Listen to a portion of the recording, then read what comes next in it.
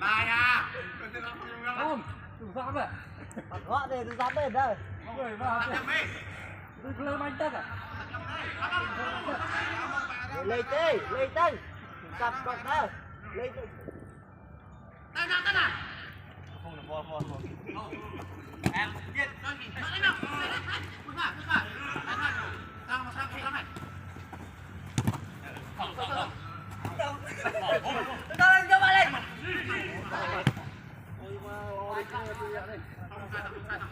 Ồ, nơi Ronaldo môi tan đô.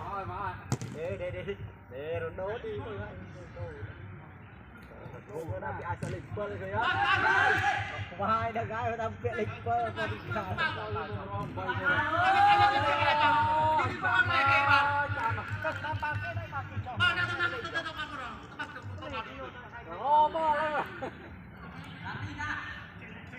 Nó mặc quái nên là rá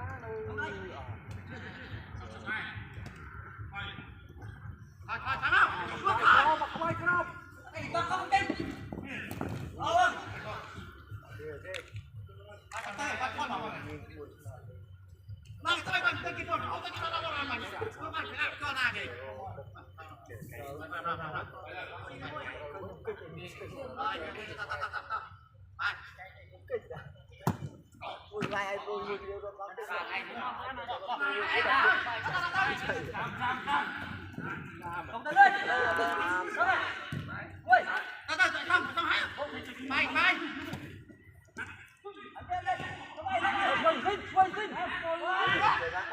Tay chú xin kia.